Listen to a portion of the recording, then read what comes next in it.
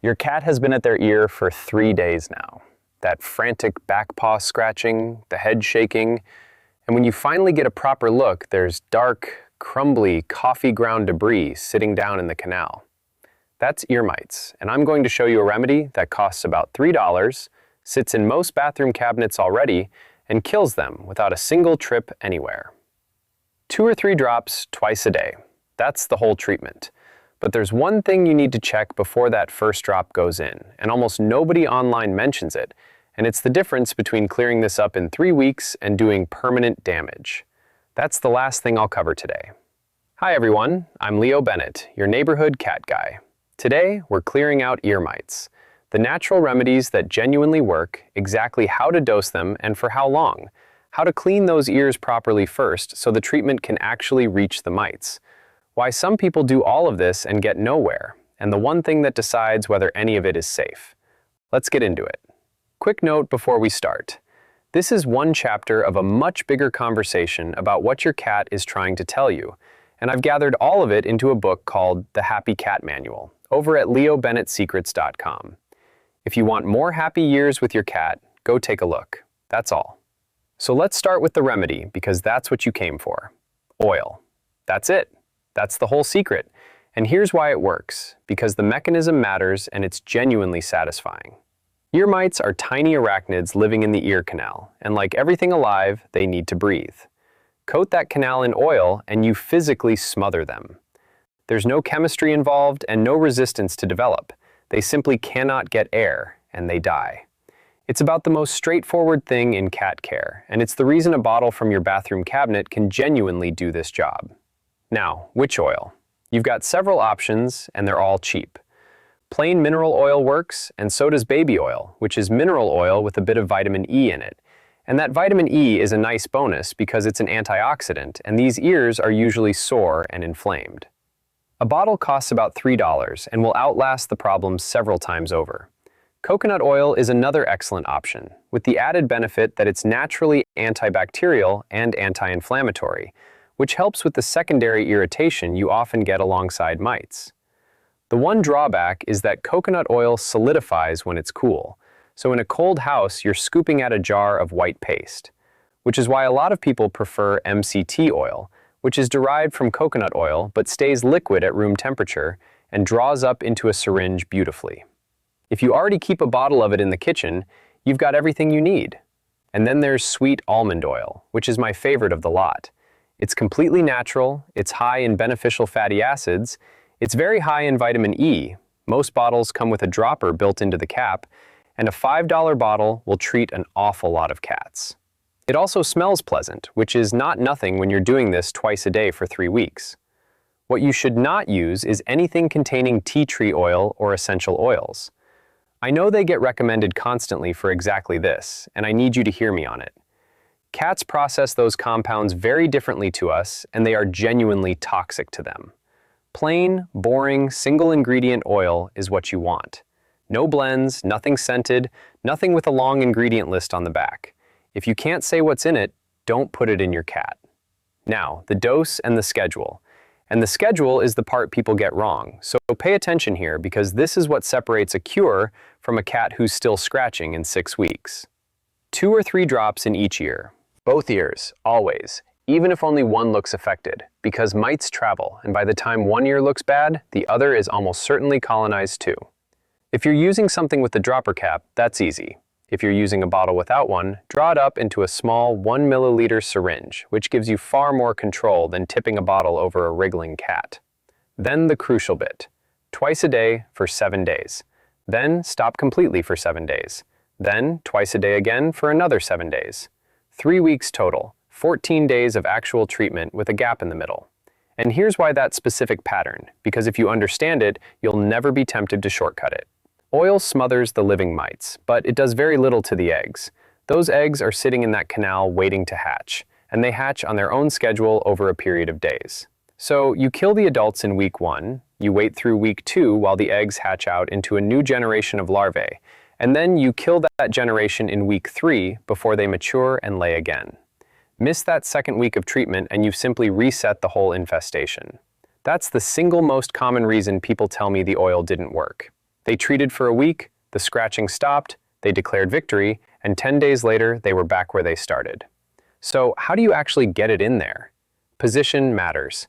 Have your cat facing away from you, tucked into your body, so they can't back out of your hands, which is a cat's primary defense against anything happening to their face.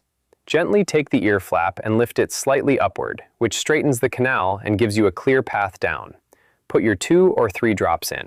Then, and this is the part people skip, take the base of the ear between your thumb and finger, below the opening, and massage properly for 20 or 30 seconds.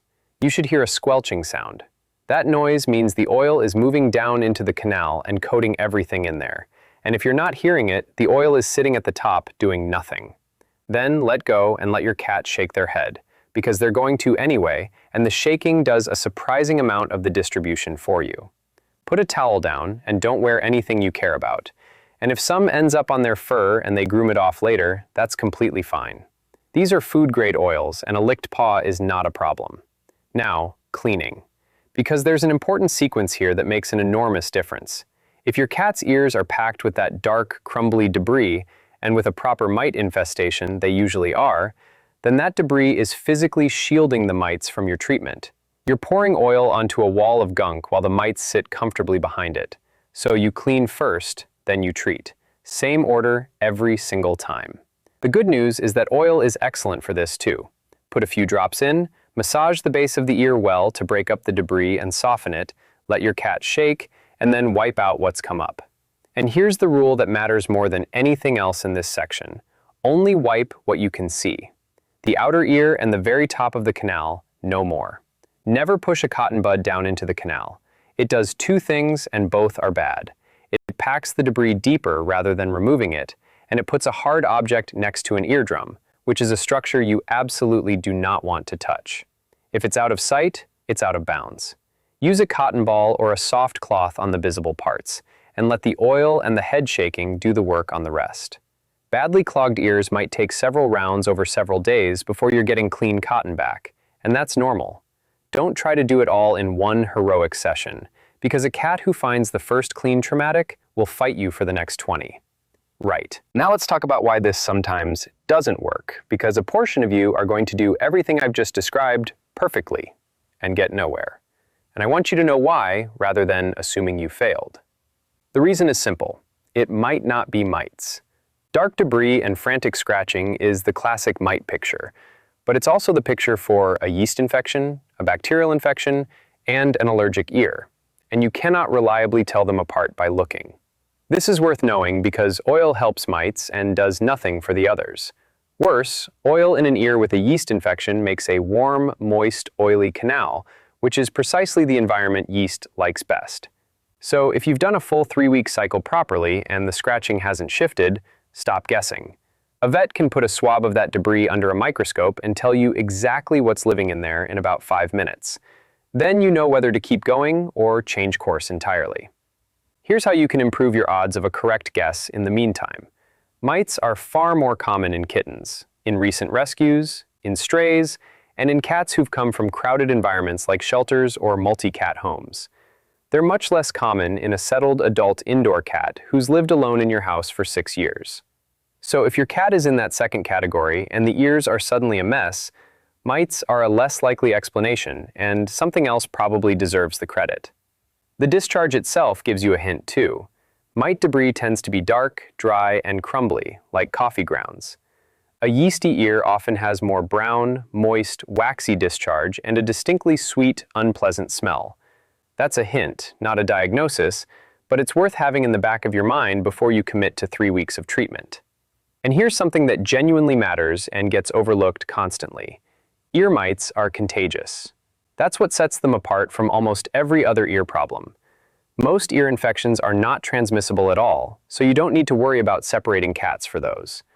But mites spread readily through direct contact, which means if one cat in your house has them, every other cat has almost certainly got them too, whether or not they're showing signs yet. And dogs can carry them as well. So you treat every animal in the household simultaneously. All 3 weeks, all of them. Treat one cat and you'll clear that cat, and then the untreated one hands them straight back. And you'll be doing this forever, wondering why it keeps returning. It isn't the remedy failing, it's the other animal in the room.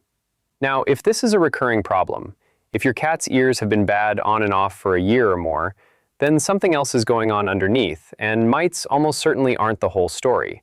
The most common answer is allergy.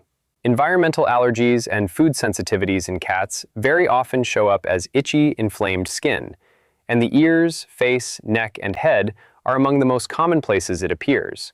So, if you're also seeing your cat scratching around the face and neck, or over-grooming elsewhere, that's a real clue. Food sensitivity can be tested with an elimination diet, and it's worth doing properly rather than casually. That means a single novel protein and nothing else at all. No treats, no scraps, no flavored medication for 8 to 12 weeks. One dropped snack from a family member and the clock resets, which is exactly why most home attempts tell you nothing. Do it with your vet's guidance and you'll get a real answer. What you're solving there isn't the mites, it's the inflamed ear that keeps making itself a welcoming place for problems. One more thing to avoid while we're here, because it comes up constantly in this space, and it causes genuine harm. Apple cider vinegar. It gets recommended all over the internet for ears, and I understand the appeal because it does have some antibacterial and antifungal properties. But it's acidic, and an ear canal with a mite infestation in it is usually already raw, scratched, and inflamed. Putting acid onto that hurts. Properly hurts. And I've heard from plenty of owners whose cat became permanently head shy afterwards. Once a cat has learned that ears are where terrible things happen, every future treatment becomes a fight. Oil doesn't sting, which is exactly why it's the better choice for a cat you have to treat twice a day for 3 weeks. Stick with the oil. And now the last thing, the one I told you about at the very start, and the reason I asked you to check something before that first drop. Before you put any liquid into your cat's ear, you want to know the eardrum is intact. Here's why. A cat's eardrum can rupture, and severe or long-standing ear infections are precisely what causes it. And when that membrane is perforated, anything you pour into the canal doesn't stay in the canal.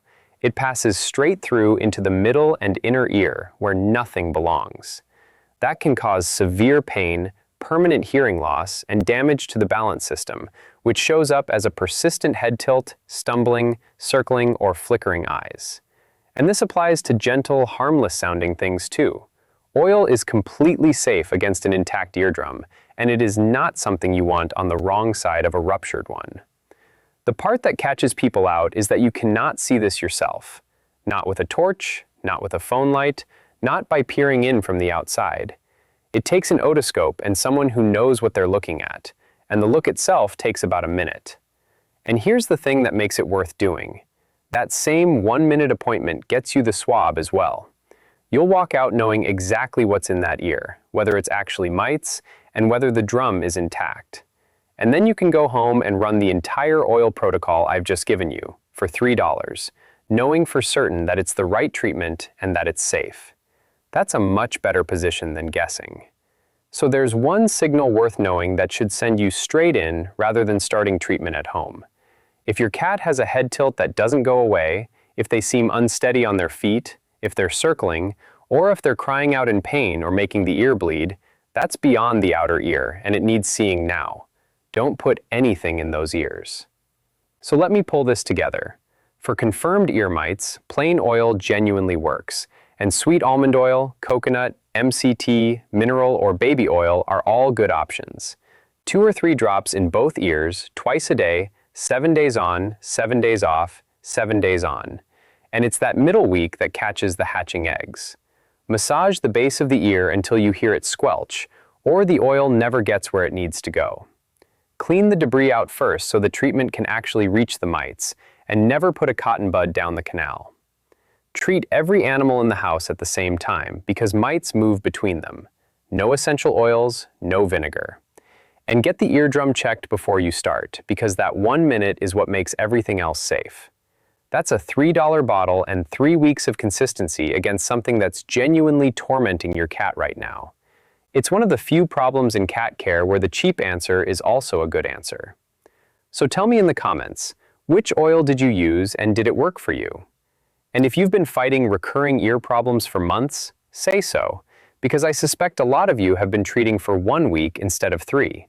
Hit like, subscribe, and send this to somebody whose cat won't stop scratching. I'm Leo Bennett, and go have a look in those ears tonight.